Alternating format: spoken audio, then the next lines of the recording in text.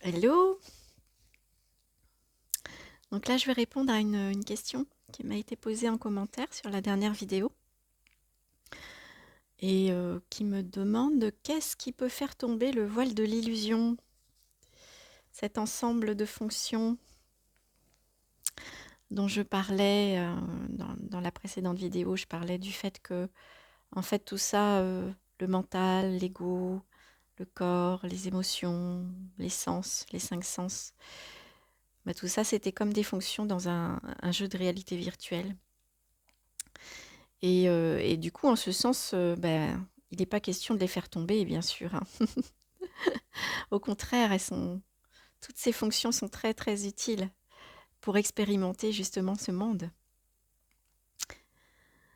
Euh, alors, vaste question, hein, comment faire tomber le voile de l'illusion?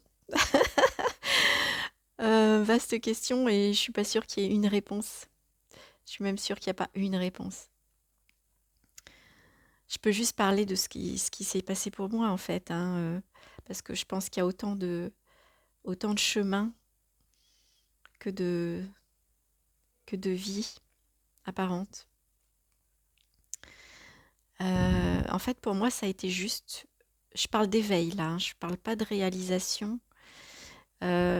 L'éveil, donc dans le sens justement sortir de la maya, voir que tout ça est une illusion. Euh, pour moi, ça a été une succession de petites réalisations en fait, de petites réalisations. C'est-à-dire que c'est vraiment il y a eu un vrai chemin de compréhension petit à petit qui s'est fait. Par exemple, une des choses sur lesquelles on accroche énormément, c'est la temporalité qu'on apprend. Oui, parce que en fait, mental, ego, toutes ces fonctions-là, elles sont quasiment apprises hein, par les cinq sens qui sont vraiment de naissance, entre guillemets, de naissance de ce corps. Mais sinon, tout le reste, c'est appris, hein. Et regardez, quand vous étiez bébé, aucune idée de ce que c'était que le temps qui passe, aucune idée de ce que c'était que moi, en fait. Ça se vivait comme la conscience pure, hein. C'était un espace où apparaissaient des formes, des sons, des couleurs, des mouvements apparents, des sensations. Et ça ne savait pas, un bébé, on a tous connu ça, hein, ça on s'en rappelle pas, mais on ne savait pas. On ne pensait pas qu'on était ce petit corps dans un monde, etc., hein, qu'on avait un nom. Et du coup, bah ouais, c'est ce désir à un moment donné de mais c'est quoi la vie, quoi? Moi, j'ai envie de savoir ce que c'est que la vie. Je suis quoi, vraiment? Je suis qui? C'est pas possible que ça soit je suis né, je suis mort, entre les deux, je me débrouille tant bien que mal. Puis il n'y a rien avant, rien après. Et donc est apparu dans le mental ces questionnements. Ils sont apparus tout seuls, hein. Et puis petit à petit, bah, les questionnements ont mené à des réponses apparentes. Et voilà, c'est pour ça que c'est un chemin apparent qui est singulier pour chacun, en fait. Et ces petites réalisations, bah, ça a été par exemple le temps. Qu'est-ce que... Alors, les scientifiques nous disent qu'il n'y a pas de temps. Maintenant, c'est ça, la science moderne le dit, hein, il n'y a pas de temps en réalité. Le temps est relatif, subjectif même. Et ok, mais moi je vois bien que ce corps, il semble vieillir. Donc il y a bien un temps qui semble s'écouler. Il y avait toutes ces questions qui se posaient sur le temps, jusqu'à une phrase de Pierre-Leré Guillemets. Je vais souvent parler de Pierre parce que ça a été mon guide principal. C'est Satsang en tout cas. Et du coup, une fois, bah, j'ai entendu Pierre dire le temps est l'interprétation mentale du changement des formes. Le temps est l'interprétation mentale du changement des formes. Et là, ça fait waouh, mais c'est bien sûr. Il y a des formes apparentes dans ce monde qui changent. et qui nous font croire qu'il y a un temps qui s'écoule. Pour moi, ça a été, mais c'est bien sûr. Voilà, donc ça a été une clé par exemple. Qu'est-ce qu'il y a eu d'autre, des petites réalisations comme ça? Bah, il y en a eu plein en fait, plein de petites réalisations. De réaliser que ce corps, bah, il fait plein de choses sans que je le veuille en fait, hein. Sans qu'il y ait une volonté quelconque derrière, des milliards de choses, hein, les cellules, c'est pas le mental, ce que je crois être moi, qui leur dit faites ci, faites ça, les ongles, c'est comme ça que vous devez pousser, les cheveux, le cœur doit battre, la respiration. Heureusement que tout ça n'est pas inhérent à notre volonté, parce que non, ça marcherait pas du tout. Donc, quand il y a eu réalisation que, en effet, là, quand je parle, ben, le corps fait des mouvements et je les décide pas, ça se fait tout seul.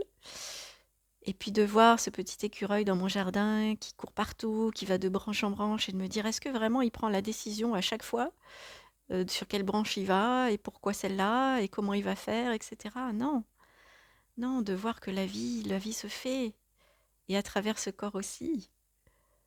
Voilà, c'est toutes ces petites réalisations qui sont en fait peut-être des grosses réalisations, je sais pas.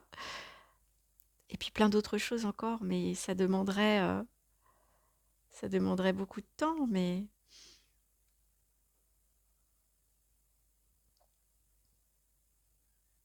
les pensées qui changent aussi. Plus il y a de compréhension apparente, plus le mode de pensée évolue, plus les pensées qui apparaissent changent,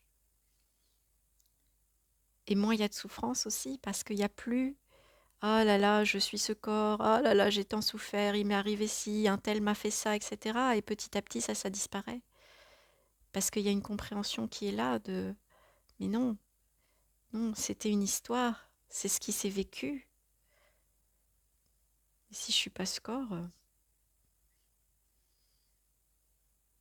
c'est juste ce qui est apparu à un moment donné.» De voir aussi que la mémoire, c'est juste des pensées. Que la situation qui se réactive à travers la mémoire n'existe pas. Elle n'est pas là maintenant. Et oui, donc on en arrive à maintenant.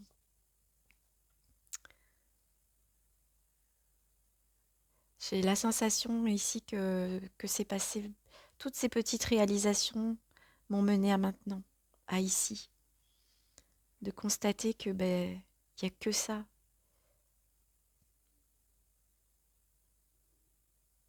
Ça a été une clé aussi.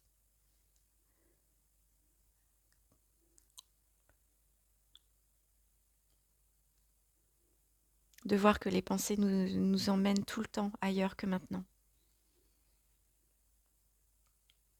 Ailleurs qu'ici. Mais que c'est que des pensées. Et qu'en fait, on est toujours maintenant et toujours ici.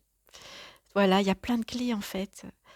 Je pense qu'on n'a pas tous les mêmes, évidemment, parce qu'il y a des personnes qui sont beaucoup passées par l'amour, le ressenti d'amour, la confiance en l'amour.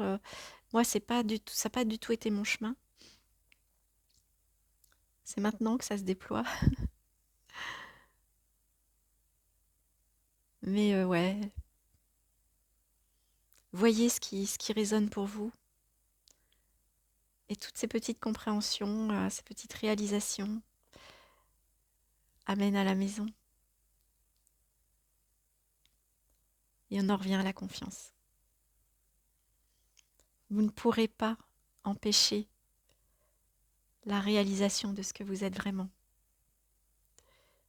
Ça se fait. Même s'il y a des pensées qui doutent, même s'il y a des pensées j'y arriverai pas, même s'il y a des pensées ça sera loin dans le temps, il y a beaucoup de choses à faire, etc. C'est que des pensées, ça. C'est des systèmes de doute qui sont en place.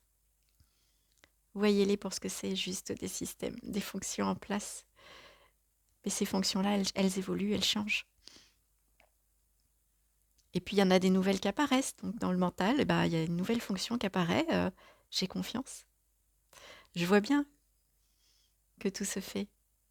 Je vois bien que quand il y a une question qui apparaît, il y a la réponse avec. Elle arrive, cette réponse, elle arrive très vite souvent. Voilà. Et le voile semble tomber. C'est juste qu'en fait, c'est pas vraiment un voile, hein. C'est juste l'idée de moi qui change. L'idée que je me fais de ce que je suis qui change.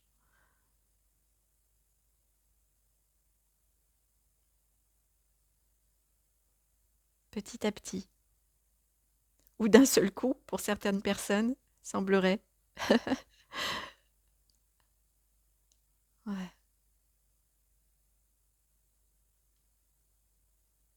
Mais le voile, il tombe petit à petit de toute façon, que vous le vouliez ou non. Même si vous décidiez là maintenant de ne plus regarder de vidéos de satsang, de ne plus ouvrir un livre, de ne plus faire de pratique, etc., ça changerait rien. Ça changerait rien. Le voile finit par tomber s'il doit tomber. Maintenant, si c'est maintenant. De toute façon, ça sera toujours maintenant. Donc, ayez confiance.